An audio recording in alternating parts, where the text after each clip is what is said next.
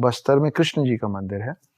तो वहाँ पे ना रात को 7-8 बजे उसकी किवाड़ कहते हैं वो लोग, दरवाज़ा, डोर, उसको बंद कर देते हैं और वो खुलता है अगले दिन सवेरे। तो माना जाता है कि वहाँ कृष्ण भगवान आते हैं और रात्रि आराम करते हैं। तो एक फॉरेनर था और वो वहाँ बैठा देखा हूँ मैं अपनी आँखों से। इसको जब बताया गया था सालों पहले कि ऐसा होता है रात में, तो ये रात को झाँक लिया अंदर। वो जो देखा, आँख चली गई। वो बताने की कोशिश किया, फिर ज़बान चली गई। भारत में एक गाँव है, उसका नाम है शेतपाल। उस गाँव में जितने घर हैं ना, वो जब हर घर में उन्होंने एक बिल बना रखा है और हर घर में एक सांप रहता है।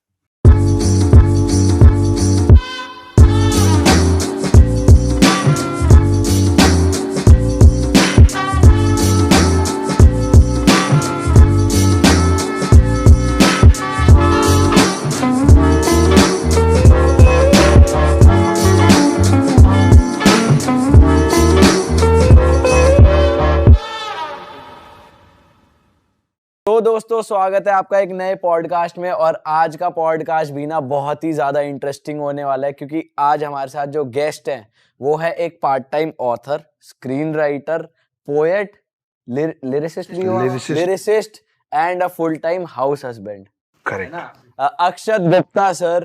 तो शुरू करते हैं पॉडकास्ट। तो पहले तो आप ऐसे अपने हालचाल इन जनरल बता दो, कैसे हो आप, क्या चल रहा है जिंदगी में आजकल। देखो भाई, मैं ऐसा हूँ जैसा हूँ। मैंने किताब लिखी है जिसका नाम द हिडन हिंदू है। उसको बहुत लोग बहुत पसंद कर रहे हैं और 1 साल से भी कम वक्त में हम लोगों ने 1 लाख कॉपीज उसकी क्रॉस की हैं। ट्रिलॉजी है, 3 पार्ट में है। सर वैसे माइंड में एक क्वेश्चन आ रहा है कि ये बुक का नाम द हिडन हिंदू क्यों है, इसके पीछे क्या रीजन है? यार, द हिडन हिंदू, मैं हिंदू हूँ, मैं वैसे ही बड़ा हुआ हूँ और कईयों ने बोला कि यार नाम कुछ और रख लो, हिंदू वर्ड मत लिखो, कुछ लोग नहीं पढ़ेंगे। पर उस पे मेरा जो तर्क था ना, उस पे मैंने एक कविता लिखी थी, आपको और आपके दर्शकों को बहुत अच्छा लगेगा। कि रुद्राक्ष की माला में भी मैं हूँ, कृपाण कटार और भाला में भी मैं हूँ, श्वेत भी हूँ और शुद्ध भी मैं हूँ, विरुद्ध हो मेरे तो युद्ध भी मैं हूँ, इतिहास में बहा आंसू और खून भी मैं हूँ, अब जो कहे कि तुम्हें मिलेगा वो सुकून भी मैं हूँ, कि इस धरती का मैं केंद्र बिंदु हूँ, प्रणाम मैं हिंदू हूँ। चिता की अग्नि, गंगा का पानी, कब्र की मिट्टी और लोबान भी मैं हूँ, पीर फकीर अली वली सियावर राम का हनुमान भी मैं हूँ, भोला हूँ सरल भी, तुम्हारा मित्र भी मैं हूँ, घोल भी दूं तुमको और घुल भी जाऊं तुम में, कुछ ऐसा चरित्र भी मैं हूँ, इस धरती का मैं केंद्र बिंदु हूँ, प्रणाम मैं हिंदू हूँ। प्रणाम का भाव भी मैं हूँ, आक्रमण का घाव भी मैं हूँ, सहनशील स्थिर और शांत भी मैं हूँ, देवभूमि भारत का हर प्रांत भी मैं हूँ, शक्ति भक्ति और ना थकती क्रांति भी मैं हूँ, तूफान हूँ और तूफान से पहले की शांति भी मैं हूँ, इस धरती का मैं केंद्र बिंदु हूँ, प्रणाम मैं हिंदू हूँ। इसलिए द हिडन हिंदू। बहुत सुंदर, अति सुंदर। तो ऐसे कई अनगिनत बहुत ही जादूगरी मंदिर हैं हमारे देश में, अजब गजब। जैसे अभी रिसेंटली मैं 10-15 दिन पहले खजुराहो गया था। खजुराहो लेट फर्स्ट था। खजुराहो है मध्य प्रदेश में, और आमतौर पे ना हमारे सब लोग खजुराहो को एक ही काम से जानते हैं। वहाँ के मंदिर में काम सूत्र वाले बड़े सारे पोज बने हुए हैं, वो म्यूरल्स और स्टैचूज बने हैं, तो लोगों को लगता है कि बस वहाँ वही है। तो मुझे भी जब पहली बार फोन आया कि खजुराहो लेट फेस्ट, तो मैं बोला कि चलो, बड़े साल से सुन रहे थे कि काम सूत्र वाले सब वो बने हुए हैं, देख आते हैं। जब मैं वहां पहुंचा तो वहां पे एक महामंतेश्वर करके एक मंदिर है, उसमें मैंने उतना बड़ा शिवलिंग आज तक देखा नहीं था, ह्यूज। और वो जो शिवलिंग था ना, वो हर 2-3 साल में 1 इंच बढ़ जाता है, वो बढ़ रहा है, वो लगातार बढ़ रहा है। और मुझे उन्होंने तस्वीर दिखाई कि जब ये छोटा था तो कैसा था। मुझे क्लियर उस तस्वीर में साइज और साक्षात जो साइज दिख रहा था उसमें फर्क दिख रहा था, और थोड़ा बहुत नहीं, मतलब ऐसा फर्क। अभी कितना है करंटली? वो है लगभग 7-8 फीट। मतलब इस रूम की हाइट जितना ऑलमोस्ट। जी, मतलब आप ये मानिए कि जिस स्पीड से वो बढ़ रहा है, आने वाले 50-60 साल, मैक्सिमम 100 साल में वो उतने साल पुराना बना हुआ जो उसका रूफ है ना, वो टच कर देगा। अच्छा। फिर मैं जिस जगह पे पैदा हुआ हूँ उस जगह का नाम है अंबिकापुर, डिस्ट्रिक्ट सरगुजा, छत्तीसगढ़। छोटा सा कस्बा है। वहाँ की एक सच्ची घटना बताता हूँ मैं। एक किसान आदमी था, वो एक दिन सोया और उसको सपने में आया कि हनुमान जी उसको बोल रहे हैं कि मेरे को निकालो यहाँ से, मैं फंसा हुआ। तो किसान आदमी वो अगले दिन कुल्हाड़ी खरीदा, उसको कई बार सपने आए, मतलब रेगुलरली। तो वो कुल्हाड़ी खरीदा, उसको एग्जैक्टली मालूम था क्योंकि वो हर दिन सपने में उसको उस रास्ते से ले जाया जा रहा था। वो पहुंचा और उसने एक पेड़ को एग्जैक्ट एक पॉइंट से काटना चालू किया। तो सब लोग आए पीछे, बोले क्यों, क्या कर रहे हो, पेड़ क्यों काट रहे हो? तो बोला वो इसमें हनुमान जी फंसे हुए। तो बोले हट, पागल हो गया, डिस्टर्ब हो गया। जैसे मांझी के लिए बोलते थे ना, मैं पूरा पहाड़ काट दूंगा। हाँ हाँ हाँ। तो सब बोलने पागल हो गए। उसने काटा, फिर संभाल के साइड से काटा। उसके अंदर सही में हनुमान जी की एक मूर्ति निकली है और वो मूर्ति हर साल बढ़ती है। मैं अपने आंख से देख के आया हूँ। वहां इतनी भीड़ होती है, इतनी भीड़ होती है। अब वो हो गया है लगभग 8-9 फीट का, और जब वो निकला था 2-2.5 फीट का था। वो सब ऐसे भी बढ़ रहा है और ऐसे भी बढ़ रहा है। आप सोचो। ऐसे ही एक कमाल का मंदिर है बस्तर में। बस्तर में कृष्ण जी का मंदिर है। छोटे में गया था जब हम हॉस्टल में थे, आई थिंक 8th या 9th में था मैं। तो वहां पे ना रात को 7-8 बजे उसकी किवाड़ कहते हैं वो लोग, दरवाजा, डोर, उसको बंद कर देते हैं और वो खुलता है अगले दिन सवेरे। और रात में ना उसके अंदर भगवान जी के लिए बेड लगता है, और बेड बिल्कुल प्लेन ऐसे अच्छे से करके रखा रहता है। और सुबह जब मंदिर खुलता है ना, तो वो पूरा छिन्न भिन्न रहता है। तो माना जाता है कि वहाँ कृष्ण भगवान आते हैं और रात्रि आराम करते हैं। तो एक फॉरेनर था और वो वहां बैठा, देखा हूं मैं अपनी आंखों से। यही सब है ना, जब आप ये सब देखते हो ना, तो आपका विश्वास, आपका भरोसा बढ़ता चला जाता है। एक फॉरेनर वहां बैठा होता है, जैसे कई होते हैं ना हरे राम हरे कृष्ण, तो ना वो बस बैठ के ऐसे करता था। तो वहां जो गाइड वाइड लोग थे वो बोले कि सालों से यहाँ बैठा है। इसको जब बताया गया था सालों पहले कि ऐसा होता है रात में, तो ये रात को झांक लिया अंदर कि मेरे को देखना है क्या होता है। तो ये देखा तो ये बहुत डर गया। किस बात से डरा? अब अगले दिन ही ट्राई टू टेल कि मैं रात को क्या देखा, तो वो बोल नहीं पाया। वो आज तक बोल नहीं पाता है। आपने उस अंग्रेज को देखा मैंने है? उस आदमी को देखा है, उसकी आंखें नहीं है। वो जो देखा, वो आंख चली गई। वो बताने की कोशिश किया कि जबान चली। वो बैठा हुआ था मेरे सामने और हम पूरे स्कूल के लोग एक साथ खड़े होके उसको देख रहे थे और उसके बारे में उसके सामने बात किया जा रहा था। और वो ऐसे ऐसे करके ना हम लोग को ऐसे जय कर रहा। आप सोचो, मेरे को अभी मेरे गूज़बम्स आ रहे हैं। सर ये जो आप बता रहे हैं जहाँ पे पेड़ के अंदर मूर्ति बढ़ रही है, अब वो एक टेम्पल बन गया, लोग आते हैं वर्शिप करते हैं हाँ, पूरा? प्रॉपर टेम्पल बन गया है, उसके ऊपर छत वत डाली गई है। हाँ, और वो काफी सारे लोग आके उसको नापते वापते हैं और वो बढ़ रहा है। और आप अंबिकापुर जाएंगे ना, तो आप वहां पे ये बात करेंगे ना, तो कोई नहीं चौंकेगा, उनके लिए नॉर्मल है। तो मैं आपको एक और बहुत इंटरेस्टिंग बात बताता हूँ। आप देखो कि शिव जी जो है, उनके गले में सांप होता है ना। शिव जी के बड़े बेटे हैं कार्तिक, उनका वाहन है मोर। उनका छोटा बेटा है बेटे हैं गणेश, उनका वाहन है चूहा। अब मेरे घर का ऐसा चलन है कि हम लोग पिता पुत्र सब एक साथ टेबल में बैठते हैं, खाना पीना सब करते हैं, और चिल्ड आउट माहौल है हमारे घर का। तो आप सोचो कि ऐसा तो उन तीनों के साथ भी होता होगा। शिव जी, कार्तिक जी और गणेश जी भी कभी ऐसे फैमिली डिनर पे बैठते होंगे ना टेबल पे। तो जब ये लोग टेबल पे बैठते होंगे, तो इनके जो ये सब चंगू मंगू हैं, मोर है, चूहा है, सांप है, ये लोग पार्किंग स्पेस टेबल के नीचे घूमते रहते होंगे, क्योंकि ये तो फैमिली डिनर पे है। अब आप सोचो कि सांप चूहे को खा सकता है, मोर सांप को खा सकता है, कोई किसी को नुकसान नहीं पहुंचाता है। अब आपको लग रहा है कि ये कमाल की फैमिली है। अब ये तीनों इनकम्प्लीट हैं जब तक पार्वती टेबल पे नहीं आती है। और पार्वती कौन है? पार्वती का वाहन क्या है? शेर। मतलब बाकी सब पानी का हम चाय हो गया ना सडनली, कि भाई मैं आई हूं और जंगल का राजा मेरा वाहन है, तो मैं कौन हूं?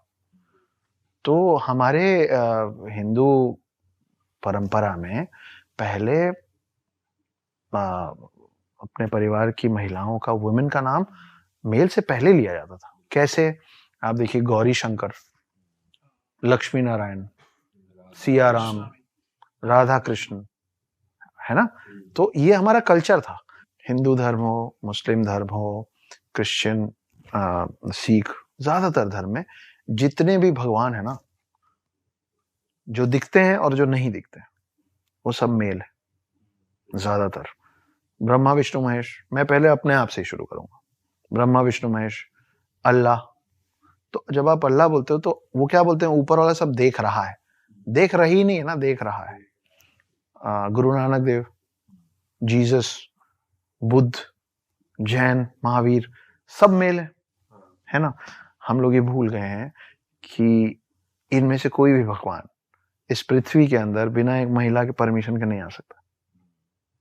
पर प्रॉब्लम ये है ना कि आपको एक राज्य के अंदर, एक स्टेट के अंदर, एक प्रोविंस के अंदर घुसने के लिए 2 लोग अलाउ कर सकते हैं, एक वहां का राजा या रानी और दूसरा दरबान। करेक्ट।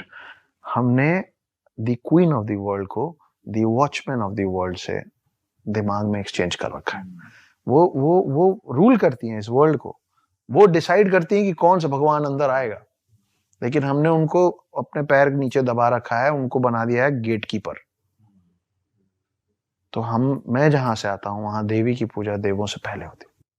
सर ये मैंने भी सुना है कि वैसे कि दुनिया को बताया जाता है ब्रह्मा विष्णु महेश तीनों दुनिया चला रहे हैं, बट वो एक्चुअली देवी के बेटे हैं। तो सबसे ऊपर देवी आती हैं, फिर ये तीनों आते हैं। एक स्क्रिप्चर में ऐसा भी लिखा है, देखिए जब आप विष्णु पुराण पढ़ेंगे ना तो आपको पता चलेगा कि विष्णु पहले आए थे और वो शिव और ब्रह्मा को लाए थे। फिर जब आप शिव पुराण पढ़ेंगे तो आपको पता चलेगा कि शिव पहले आए थे और फिर वो ब्रह्मा और विष्णु को लाए थे, है ना। तो अनंत अनादि जो कहते हैं वो ज्यादातर लोग शिव के लिए कहते हैं, क्योंकि शिव पुराण ज्यादा मान्यता वाला है, शिव को मानने वाले, शिव के भक्त ज्यादा है, इसलिए वो ज्यादा चलन में है कि शिव पहले आए थे। मगर असलियत ये भी है, देखिए एक राक्षस था जिसका नाम था महिषासुर, है ना, आपने सुना होगा। अब महिषासुर को ना कोई नहीं मार पा रहा था, तो शक्ति ने दुर्गा का रूप लिया। और आप देखिए कि कोई भी भगवान, ये जो स्पेशली जो 3 भगवान है, ये आप ब्रह्मा को कभी त्रिशूल और त्रिशूल और चक्र लिए नहीं देखेंगे। आप विष्णु को मोस्ट ऑफ द टाइम सिर्फ चक्र लिए देखेंगे, त्रिशूल लिए नहीं देखेंगे। आप शिव जी को कभी भी चक्र के साथ नहीं देखेंगे, त्रिशूल के साथ देखेंगे।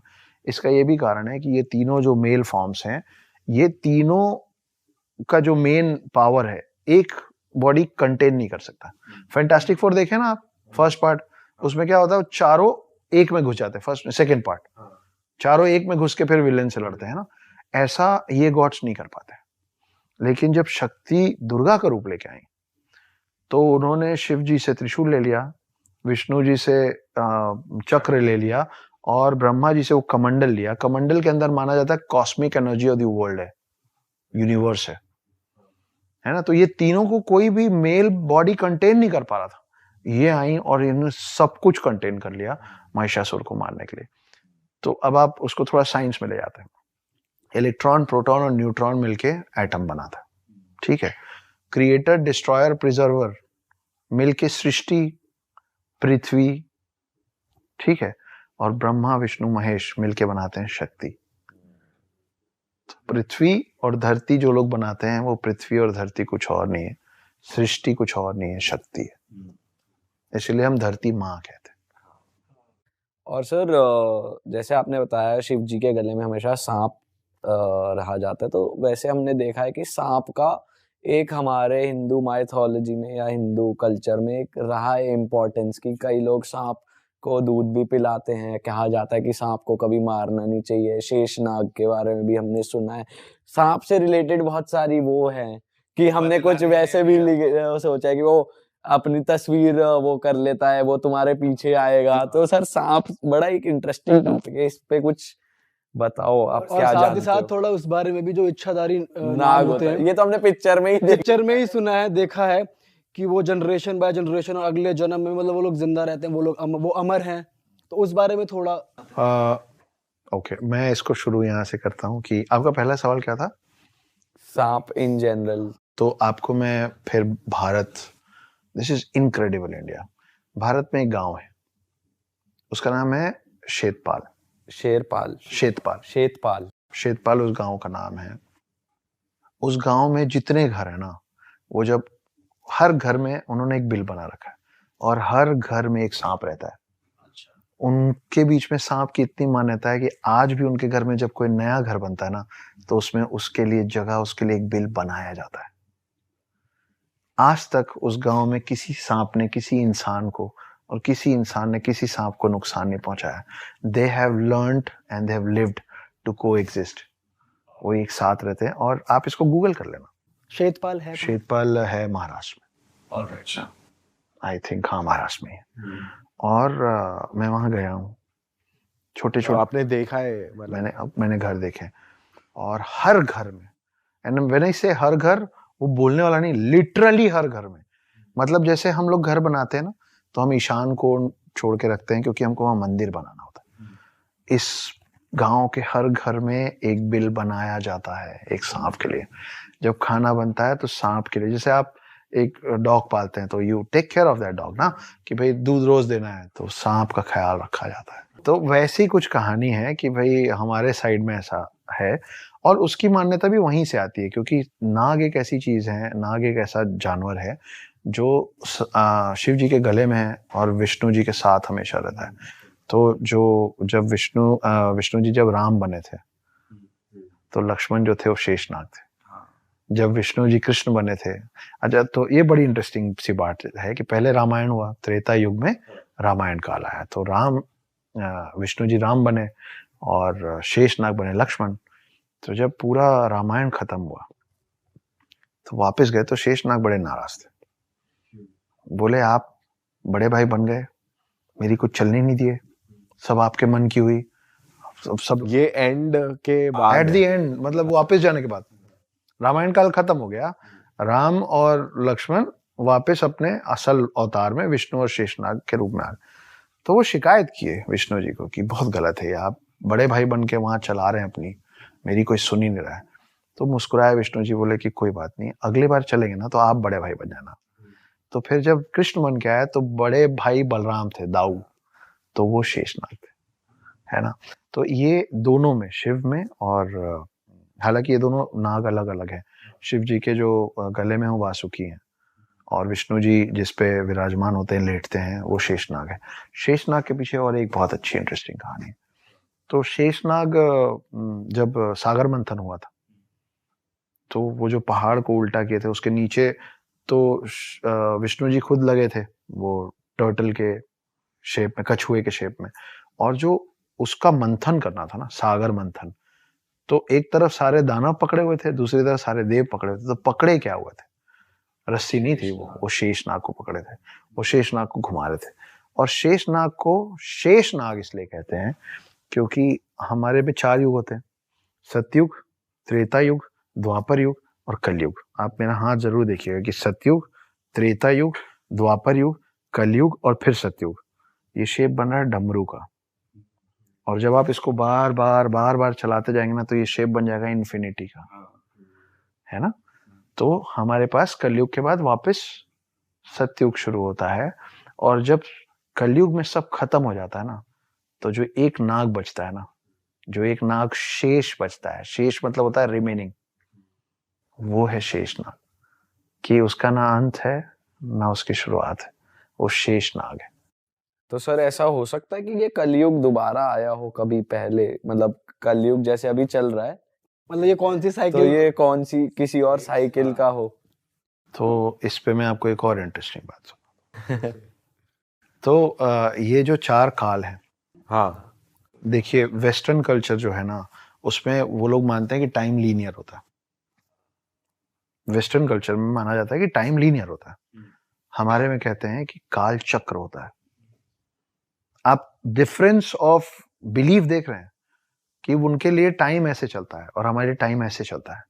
हमारे लिए टाइम साइक्लिक है, जो मैंने अभी आपको बताया कि कलयुग के बाद फिर सतयुग आएगा, तो फिर से चालू होगा, है ना। आपके कमरे में लगी घड़ी, आपके हाथ में पहनी घड़ी गोल होती है, मतलब टाइम साइक्लिक होता है, टाइम बार बार घूम के आता है। तो मैंने 2 लाइनें लिखी थी कि जहां से चले थे फिर वहीं आकर ठहरे हैं, एक उम्र लग गई समझते कि दुनिया गोल है, तो समय गोल है, पहली बात। दूसरी, तो एक बार ऐसा हुआ था कि कृष्ण जी के पास, इस युग खंड में बात कर रहा हूं मैं, ठीक है, इसके बाहर क्या हुआ, मल्टीवर्स है ये, है ना। तो कृष्ण जी के द्वारपाल दौड़ते हुए आए द्वारका में, तो उनका दरबान, वॉचमैन, वो दौड़ते हुए अंदर आया कृष्ण जी के पास और बोले, वो ब्रह्मा जी आए आपसे मिलने। तो कृष्ण जी बोले अच्छा, उनसे पूछ क्या होगी कौन वाले ब्रह्मा जी हैं वो। तो धर्मान कंफ्यूज्ड, धर्मान बोला ठीक है भाई आप बोल रहे हैं मैं पूछ लूंगा। वापस चले गए, बोले वो कृष्ण जी पूछ रहे हैं आप कौन वाले ब्रह्मा हो। तो ब्रह्मा जी भड़क गए, बोले कौन वाले ब्रह्मा मतलब क्या, एक ही होता ब्रह्मा। तो फिर वो पैर पटकते हुए हटो यहाँ से और करके कृष्ण जी के पास आए। तो कृष्ण जी से पूछे कि आपने ऐसा क्यों बोला कि कितने वो होते हैं, मैं कौन सा हूं। तो फिर कृष्ण जी ने असली चीज उनको दिखाई। तो जब कृष्ण जी ने उनको सारे रेल्म्स खोल दिए ना, तो ब्रह्मा जी ने देखा कि बहुत सारे लोग स्वान पे बैठ बैठ के उड़ रहे हैं, 4 सिर वाले। तो बहुत सारे ब्रह्मा थे और सब आके फिर नतमस्तक हुए कृष्ण जी के, क्योंकि कृष्ण तो विष्णु अवतार है। तो ब्रह्मा जी को समझ में आया कि oh shit, I am not the only one, we have more. और ऐसी दूसरी बड़ी इंटरेस्टिंग कहानी रामायण से जुड़ी आती है। तो आपका जो सवाल है ना कि टाइम साइक्लिक है और हम कहाँ हैं, हम मतलब कितनी बार ये कौन सी साइकिल है, तो ये तो हनुमान जी को भी नहीं पता है, तो हमको तो पता ही नहीं हो सकता कैसे। तो क्या है, हनुमान राम के बहुत बड़े भक्त है ना, वो मतलब वो उनके बिना जीना ही नहीं चाहते। लेकिन जब रामायण खत्म होता है तो राम को तो वापस जाना है विष्णु अवतार में, लेकिन हनुमान जो है वो 7 इमॉर्टल 7 चिरंजीवी में से एक है। तो उनको तो युग में यहीं रुकना है इसी पृथ्वी में। अब ये तो नियति है कि राम को जाना ये भी नियति है और हनुमान को रुकना ये भी नियति है। लेकिन हनुमान इतने बलशाली हैं कि उनको समझाए कौन, वो तो राम के लिए राम से भी लड़ने को तैयार हैं, है ना। तो राम क्या करते हैं कि, तो ऐसा इस बार भी हुआ कि त्रेता युग में राम को वापस लौटना था। हनुमान बोले हो ही नहीं सकता प्रभु, या आप यहाँ रहेंगे या मैं आपके साथ चलूंगा, मैं आपकी सेवा करूंगा। तो उन्होंने जमीन पे एक छोटा सा क्रैक बनाया जब हनुमान नहीं देख रहे थे, तो राम ने, और उन्होंने अपनी एक अंगूठी उतारी और उसके अंदर गिरा दी। और राम जी ने बोला कि ओह उप्स, हनुमान मेरी अंगूठी गिर गई, प्लीज ले आइए। हनुमान सूक्ष्म रूप में उस क्रैक के अंदर घुस गए। अब वो जाते गए वो पाताल लोक में पहुंच गए। पाताल लोक में उनको शेषनाग मिले। तो शेषनाग बोले यहाँ क्या कर रहे हैं आप महाराज। तो बोले वो मेरे राम की अंगूठी गिर गई, ढूंढ रहा हूँ, मिल ही नहीं रही है। तो शेषनाग मुस्कुराने लगे। तो हनुमान जी ने बोला कि आप क्यों हंस रहे हैं। बोले आप फिर बुद्धू बन गए इसलिए। बोले मतलब। बोले वो देखिए, जब वो पलटे ना तो वहां अंगूठियों का पहाड़ बना हुआ था। तो हर बार त्रेता युग में राम ऐसे ही बुद्धू बना के हनुमान को छोड़ जाते। देखिए जो 7 चिरंजीवी हैं, कईयों को उनका नाम भी नहीं पता, इसलिए मैं बता देता हूँ। हनुमान, परशुराम, अश्वत्थामा, कृपाचार्य, वेद व्यास जिन्होंने महाभारत लिखी है, रावण का भाई विभीषण, और राजा बलि। बाली सुग्रीव वाला बलि नहीं, राजा बलि सतयुग से आता है, उसकी अपनी कहानी, जिसके चक्कर में विष्णु जी ने वामन अवतार लिया था। ये 7 लोग हैं, ठीक है। तो ये सातों चिरंजीवी हैं, इमॉर्टल्स हैं, है ना। ये जब जब आए तब से अभी। और ये सातों कहाँ अभी मतलब पाताल वो अर्थ पे ही हैं। उसके लिए आपको द हिडन हिंदू पढ़नी पड़ेगी। अच्छा। क्योंकि मेरी कहानी का जो वन लाइनर है वो यही है कि एक आदमी 2020 में पकड़ में आया है जो ये कह रहा है कि मैं देवभूमि भारत में सतयुग से हूं, ना मेरी उम्र बढ़ती है ना मैं मरता हूं। ये एक्चुअली आदमी है। पढ़िए, मैं रामायण का हिस्सा भी रहा हूं और महाभारत का भी, मैं राम से भी मिला हूं और कृष्ण से भी, और मैं वो 8वां चिरंजीवी हूं जिसके बारे में दुनिया ने अब तक सुना नहीं है। और मैं ढूंढ रहा हूं 7 चिरंजीवियों को जिनके बारे में हम थोड़ा बहुत जानते हैं। मेरे मन में कभी कभी ये सवाल आता है कि जब ट्रूथ एक है ना, ट्रूथ एक है और यहाँ इंडिया में, भारत में इतने सारे उसके प्रमाण भी है, तो ये सारी घटनाएं इंडिया के अराउंड ही क्यों है, या इंडिया से मिलता जुलता हमने सुना है कि चलो ईरान तक या वहां तक का है रामायण में भी, कि एक किष्कंधार राज्य जो था वो अब अफगानिस्तान में शायद, है ना।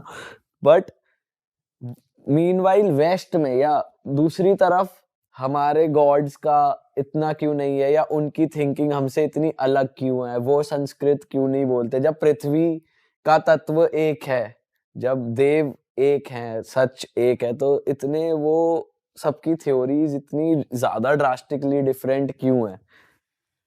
देखिए स्पिरिचुअल लेवल ना सबका अलग अलग होता है ना। आप दुनिया में भारत के अलावा कहाँ सुने पुराने समय में। अब वहां के लोग तो आ रहे हैं इस्कॉन टेम्पल, हाँ है ना, सब छोड़ छाड़ के राधा कृष्ण करने, है ना। कई लोग सदगुरु जी के पास आ रहे हैं, उसके पहले अनगिनत लोग ओशो के पास आ गए थे, है ना, सब त्याग के। लेकिन इन सब के पहले, और ये सब सब त्याग के आ कहाँ रहे हैं? भारत ही आ रहे हैं। हाँ आप इसके अलावा कहाँ सुने हो कि सब त्याग के चले गए? क्रिश्चियनिटी में ऐसे सब त्याग के जाने वाला सीन ही नहीं है। फादर्स हैं, वो भी शादी करते हैं, है ना, नन्स हैं, एट टाइम्स वो भी, उनका जब मन करता है वो छोड़ सकते हैं। हाँ आपको अभी मैंने सुधांशु त्रिवेदी, एक पॉलिटिशियन है, मैं उनका एक इंटरव्यू देखा था, उन्होंने एक इतनी मार्मिक बात बोली कि वो रच बस गई मेरे अंदर। हम ही ने शून्य क्यों बनाया? मैं आप ही के सवाल का जवाब दे रहा हूं।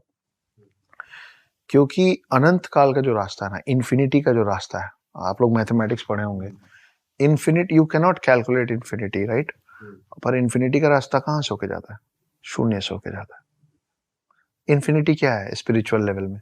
आध्यात्म, the highest level of spirituality is infinity. तो जो भी इंसान ऋषि मुनि बनने निकलता है ना दोस्त, वो 5 चीजें एक एक करके छोड़ता है। हमारे हिंदूज में क्या क्या? सबसे पहले वो घर छोड़ता है, फिर वो कपड़े छोड़ता है, फिर वो खाना छोड़ देता है, फिर वो अपने आप को स्पिरिचुअली इतना हाई कर देता है कि उसका जब मन करेगा वो सांस लेगा, जब मन करेगा नहीं लेगा, मतलब जब चाहेगा प्राण अपने निकाल लेगा, और जब चाहेगा प्राण, एस्ट्रल फॉर्म जिसको बोलते हैं ना, कि आपका बॉडी यही है और आप निकल गए ब्रह्मांड की सैर करने, तो वो 4th है। और आखिरी जो है ना, वो है कि वो अपना देह त्याग देता है। आई वॉन्ट नथिंग, है ना, कि मेरे को अपना शरीर भी नहीं चाहिए। यही 5 चीज है ना। तो जब आप इन्फिनिटी के खोज में जाते हो ना, तो आपको शून्य से होके जाना पड़ता है। और ये सब जो समझ है ना, ये सबसे पहले अध्यात्म की वजह से हमारे पास आई थी, इसकी समझ। और हम, बड़ा आसान है बोलना land of snakes Indians, no, हम एक लौती ऐसी कौम है जिनके ग्रंथों में मैथमेटिक्स है। हमारे स्पिरिचुअल और हमारे गाइडिंग बुक्स में मैथमेटिक्स है, फिजिक्स है, साइंस है। आप बता दीजिए मेरे को दुनिया में कोई और ग्रंथ या कोई और रिलीजन जिसपे, ये तो हमेशा एंटी साइंस रहे हैं सब, हम हमेशा प्रो साइंस रहे हैं। We are the first plastic surgeon of the world. Sushruta नाम का आदमी पहला प्लास्टिक सर्जन है इस दुनिया का। 27 वॉल्यूम में किताबें लिखी, वो पर्शियन लैंग्वेज में कन्वर्ट हुई, अरेबिक कंट्रीज पहुंची, वहां से इंग्लिश लैंग्वेज में कन्वर्ट हुई, यूके और यूएस पहुंची, और वहां से हमारे पास वापस आई प्लास्टिक सर्जरी बन के। और अब हम इस स्थिति में चले गए हैं कि हमको शल्य चिकित्सा बोलना नहीं आता, हमको सिर्फ प्लास्टिक सर्जरी बोलना आता है।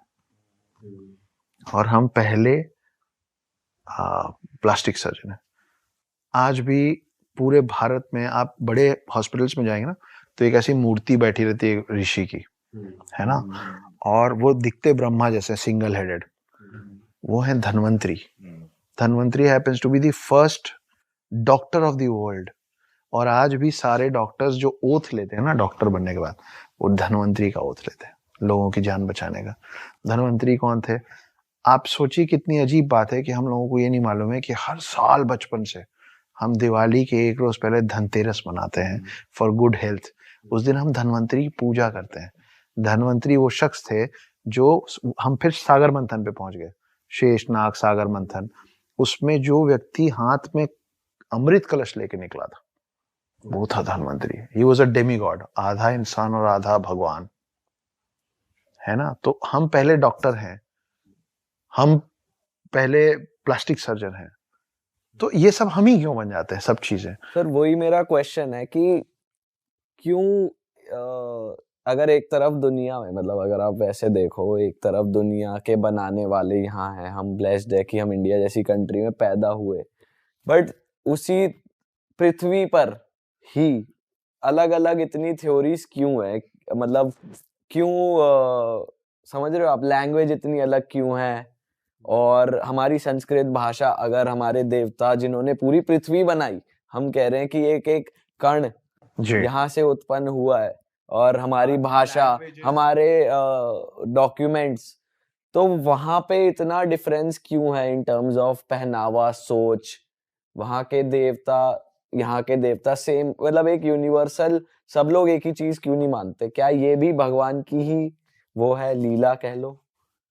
नहीं, मैं इस सवाल के लिए मैं तैयार नहीं था। मतलब आप क्या क्या याद रखेंगे, इसलिए मुझे ये याद नहीं है कि ये बात किसने कही है, पर एक साइंटिस्ट है जिनकी डेथ हो गई है, उन्होंने he was trying to send some frequencies out of the world, कि अगर कहीं पे भी कोई जीवन है तो उनको ये फ्रीक्वेंसी कभी ना कभी तो मिलेगा, क्योंकि sound never dies, sound is an energy which keeps on travelling.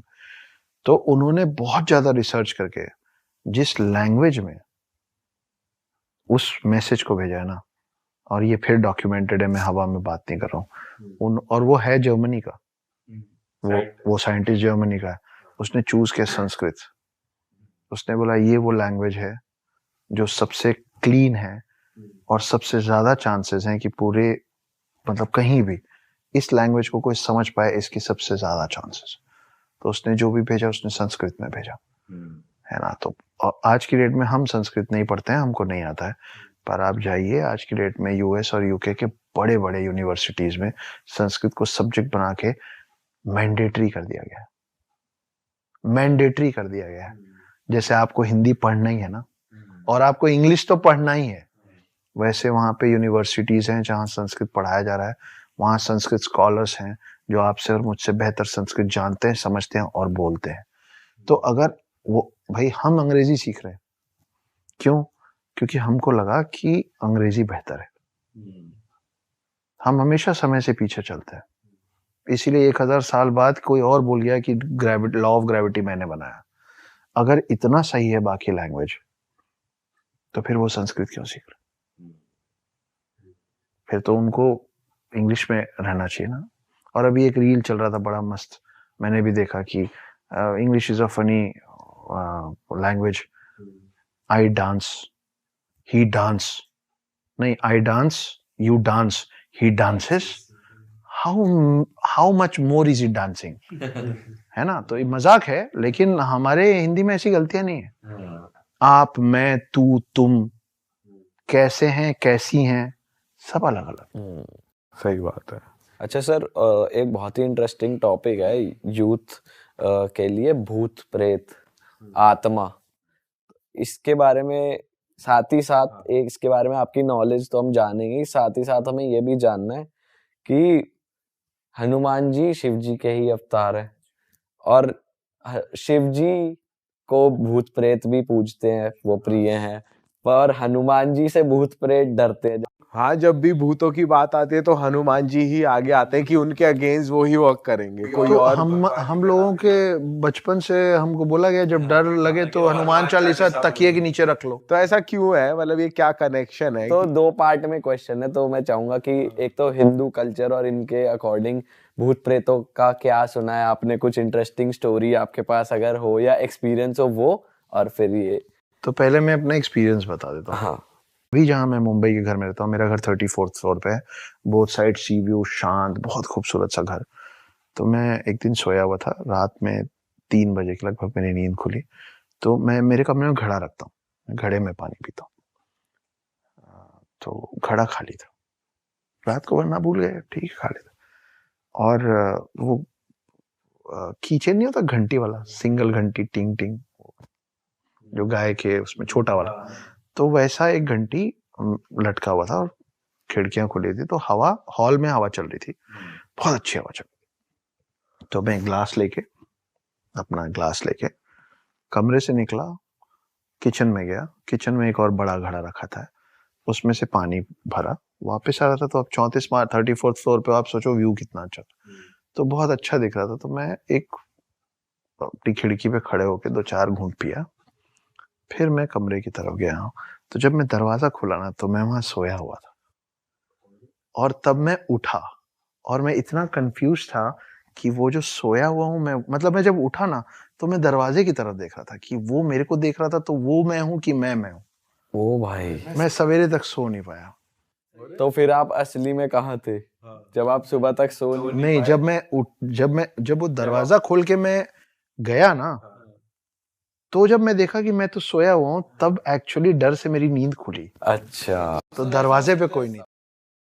Sir हम ज्वाला जी के बारे में बात कर सकते हैं, क्योंकि मैं वो जहाँ पे कभी वो आग आ जाती है। मैं आई बीन देयर, जब मैं छोटा था मैं उधर गया था, तो वहाँ पे मैंने खुद एक्सपीरियंस किया कि कॉर्नर्स में से फ्लेम्स आ रहे हैं, हाँ, ठीक है, और तुम अगर उनको टच कर दो तुम्हें कुछ नहीं होता।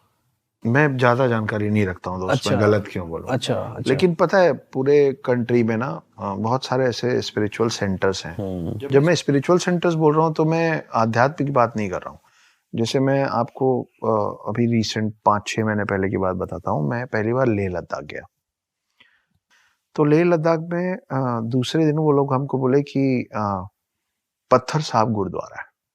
मैं गया, सब देखा। फिर वहां पे एक बहुत बड़ा सा पत्थर रखा हुआ, जमीन से आप 5-6 फुट, 5-5.5, और उसमें ना अजीब सा कुछ शेप बना हुआ था उसके अंदर, ऐसा जैसे बीच से कुछ धंस गया हो टाइप। मुझे नहीं मालूम कि उसकी हिस्ट्री क्या है, वो तो मैंने बाद में पढ़ी, क्योंकि मेरे को इंटरेस्ट ही नहीं था उस हिस्ट्री में। मैं सच कह रहा हूँ, आप लोगों की मुलाकात किसी दिन मेरी समकक्ष से होगी, मेरी वाइफ से होगी, तो आप पूछिएगा। मैं ना दहाड़ मार मार के रोने लग गया वहां, आंसू आंसू में रो रहा हूँ। अब भी 6 महीने पहले। आप सोचो, मतलब सफेद दाढ़ी हो रही मेरी है, 40 साल का आदमी खड़े होके रो रहा है, और वहां जितने लोग आना जाना कर रहे थे, ज्यादातर सिख लोग थे और लोग थे, वो मेरे को देख रहे थे और वो सोच रहे होंगे कि कितना दुखी है आदमी, कितनी तकलीफ में होगा कि बस रुक ही नहीं पा रहा है। मैं अपनी वाइफ को बोला कि बहुत रोना आ रहा है यार। मेरी वाइफ बहुत ज्यादा शांत स्वभाव की है, मतलब आप उसको दुनिया की सबसे अच्छी खबर सुना देंगे ना तो वो मुस्कुराएगी, बोलेगी गुड, और आप सबसे बुरी खबर सुना देंगे ना तो बोलेगी कोई बात नहीं, सब ठीक हो जाएगा। वो ना खुशी में बहुत खुश होती है, ना दुख में बहुत ज्यादा दुखी होती है। तो मैंने बोला मुझे बहुत रोना आ रहा है यार। तो बोली तो रो लो, बस मेरे को उसी की परमिशन चाहिए थी। मैं इतना रोया, और सच बताऊं मेरे को कोई दुख नहीं था उस समय। मैं किसी को याद करके नहीं रो रहा था, मैं किसी पास्ट पे नहीं रो रहा था, मेरे को कोई दुख नहीं था, और मेरा रोना ही नहीं रुका। मैं हाथ जोड़ के खड़ा और मैं रो रहा हूँ। उसके बाद जब मैंने पढ़ा तो उसको पत्थर साहब गुरुद्वारा इसलिए बोलते क्योंकि वो बड़े से पत्थर, एक राक्षस गुरु नानक देव पे पत्थर फेंका था उनको मारने के लिए, और वो पत्थर, और ये मेडिटेशन कर रहे थे वहीं पे, उसी जगह पे जहाँ पत्थर लगा हुआ है। तो कोई कारण होगा ना कि गुरु नानक देव ने वो जगह चुनी थी मेडिटेट करने के लिए। वो एक पॉइंट था, एक मेडिटेशन पॉइंट, एक स्ट्रॉन्ग पॉइंट, जिससे आप व्हाटएवर, मैं नहीं समझता हूँ, वो पॉइंट था। वहां बैठे, फिर एक राक्षस ने बड़ा सा पत्थर फेंका, वो पत्थर आके उनके ऊपर ऐसे टिक गया। राक्षस को लगा मार दिया मैंने। वो हुआ ये था कि जहां जहां से वो पत्थर इनको टच हुआ था ना, वहां वहां से वो मोम जैसे गल गया था। तो वो जो मैं अंदर का शेप बोल रहा हूँ ना, वो इन सब का मानना है कि वो गुरु नानक देव का ये साइड है पूरा। ओके। और ये सब मैंने रोने के बाद पढ़ा, पर मैं वहां खड़े होकर रो रहा था फॉर नो रीजन। तो ऐसे बहुत सारे पॉइंट्स हैं हमारे देश में, बाहर भी होंगे, मुझे नहीं पता। हो सकता है किसी चर्च में जाऊं मैं रोने लग जाऊं किसी। सर आप कभी वैसे इन जनरल इतनी तीर्थ स्थानों पे जाते हो, कोई आपने देखा है सुपर ह्यूमन या कोई ऐसे योगी तपस्वी कोई जो? अघोरियों से मेरी मुलाकात हुई है, बड़े मेस्मराइजिंग होते हैं, पर वो निर्भर करता है कि आपकी नजर क्या है, आप उनमें क्या देखना चाहते हो। जैसे जो नागा साधु होते हैं, वो लोग जब नागा साधु बनते हैं ना, तो वो सबसे पहले अपना पिंड दान कर देते हैं, मतलब वो अपना अंतिम संस्कार कर देते हैं। अच्छा, पहले ही जी। अच्छा। अगर मैं आज की डेट में जाके नागा साधु के क्लैन में बोलूंगा कि मुझे नागा साधु बनना है, तो वो पहले मेरे सारे पूर्वज जो मर चुके हैं उनका मेरे से पिंडदान करवाएंगे, मतलब श्राद्ध करवाएंगे।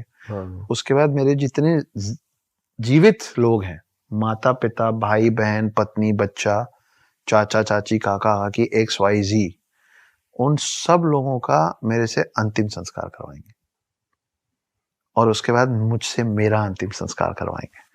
तब मैं बनूंगा नागा साधु।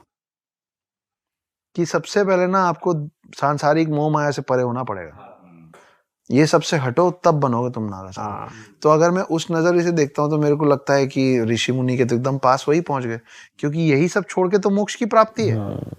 आदमी किस चक्र में फंसा रहता है भाई। मेरे पास एक डॉगी है फॉर एग्जाम्पल, मैंने 7-8 साल उसके साथ खूब खेला, मेरे को बहुत प्यार था, मेरा डॉगी चला गया, डेथ हो गई उसकी। ठीक है भाई, डेथ हो गई तो मैं एक मोह पाश से छुटकारा पाया ना, मेरा एक मोह पाश खत्म हो गया। लेकिन मैं क्या करूंगा मालूम है, मैं एक और कुत्ता ले आऊं, मैं फिर उसको ऐसे कर, मैं चाहता ही नहीं हूं मोक्ष पाना, मैं चाहता हूँ ये सर्कल्स में मैं फंसा ही रहूं। तो इसलिए पहले उनको ये सब मोह पाश से अलग किया जाता है कि अब बनो तुम नागा साधु। लोग बोलते हैं कि नागा साधु कच्चा मांस खा लेते हैं, इंसानी मांस खा लेते हैं, अंतिम संस्कार में से खींच के खा लेते हैं, डेड बॉडी के साथ संभोग कर लेते हैं। ये सब सच है, ये सब सच है, लेकिन उसके पीछे एक कारण है। आप छोटे बच्चे को देखे हो ना, बच्चे को आप क्या बोलते हो? भगवान का रूप बोलते हैं ना हम लोग बच्चे को। बच्चा जमीन में बैठा रहेगा और बच्चा सूसू कर देगा, तो बच्चा तो उस सूसू में खेलता रहेगा।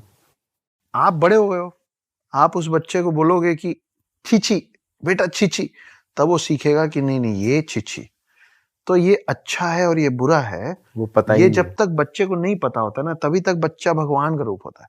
ये अघोरी लोग ना उस श्रेणी में भगवान को अचीव करने की कोशिश कर रहे हैं। अच्छा सर, जैसे सुपर ह्यूमंस की बात हो रही है, ऐसा एक जगह है एशिया में ही समवेयर, मैंने पढ़ा था कि वहाँ पे एक है जिन्होंने कितने सालों से कुछ नहीं खाया है, उन्होंने अपनी बॉडी को ऐसा अडेप्ट कर लिया है कि वो कुछ नहीं, वो जिंदा भी है। हाँ, उस बारे में आप जानते हैं? अभी तो अपन उस पे बात की कि जो 5 लास्ट फेजेस हैं to attain infinity, to attain the highest level of spirituality, that goes from the root of zero. तो हम अध्यात्म और अनंत काल को ढूंढ रहे थे, इसलिए हम शून्य बना पाए, शून्य ढूंढ पाए। तो वो जो 5 चीजें एक एक करके छोड़ते हैं ना, उसमें ये सेकेंड लास्ट चीज है, खाना। कि जब आप खाना पानी छोड़ देते हो और आप जिंदा रहते हो। साइंस इस बारे में क्या कहती है? साइंस के पास नहीं है आंसर, वो कर चुके हैं, वो जिसकी आप बात कर रहे हैं। हाँ। मैंने भी देखा पढ़ा है, वो उसको कितने 2-3 महीने उसको फुल टाइम ऑब्जर्वेशन में रखे थे, कैमरास लगा के, कि देखें कब तक नहीं खाया। तो ऐसी बहुत सारी चीजें हैं यार हम लोग के समझ के परे। अच्छा सर, हमारा एक आंसर रह गया बीच में, भूतों वाला। हनुमान जी क्यों आते हैं आगे, निकट नहीं आवे, और शिव जी, ये लास्ट क्वेश्चन आंसर लेते हैं। हनुमान जी जो है ना, वो आप राम का नाम लेंगे और हनुमान उनके भक्त हैं, आप हनुमान को बुलाएंगे, वो ऑलरेडी पृथ्वी में फंसे हुए बेचारे, है ना, 7 इमॉर्टल्स में से जा नहीं पा रहे कहीं, है ना, उनको जो बुलाता है ना वो बेचारे जल्दी से आ जाते हैं। गुड फ्रेंड है वो, इसीलिए बाल हनुमान बनता है ना। तो वो उनको बुलाना, उनको मनाना बहुत आसान है, वो गुस्सा जल्दी नहीं होते। सर मजा आ गया आज, बहुत ज्यादा हैरान कर देने वाली बातें थी, मजा आ गया, इतना इंटरेस्टिंग टॉपिक है। तो दोस्तों खत्म करते हैं इस पॉडकास्ट को, उम्मीद है आपको बहुत ज्यादा मजा आया होगा, हमें तो बहुत कुछ आज सीखने को मिला है। और अक्षत सर, आपका यूट्यूब चैनल है? हाँ, पर कुछ खास नहीं, मैं उस पर ज्यादा ध्यान नहीं दे पाता हूँ। हाँ, आप मुझसे जितने भी दर्शक चाहें वो मेरे इंस्टाग्राम हैंडल पे जुड़ सकते हैं। सर के इंस्टाग्राम का लिंक डिस्क्रिप्शन में है, जाके फॉलो कर लीजिए। और सर की लिखी मूवीज आपको बहुत ही जल्द सिनेमा घरों में दिखेंगी। 23 और 24 में सर का काफी सारा काम बाहर आना है, बहुत सारा है ना। और सर की बुक द हिडन, हाँ यार, ये मुझे आप लोगों को स्ट्रेट देख के बोलना है, 6 साल लगा के बहुत अच्छी 3 पार्ट की ट्रिलॉजी लिखी है मैंने, जिसको मिस्टर महेंद्र सिंह धोनी की कंपनी धोनी एंटरटेनमेंट ने उसके राइट्स खरीदे हैं। उस पे 3 पार्ट में फिल्म बन रही है। धोनी एंटरटेनमेंट की सर्वे सर्वा मिसेस साक्षी धोनी है, और पेंगुइन पब्लिकेशन ने इसके इंग्लिश बुक्स को छापा है। नाम है द हिडन हिंदू। बहुत सिंपल कहानी है, स्ट्रेट और क्विक रीड है।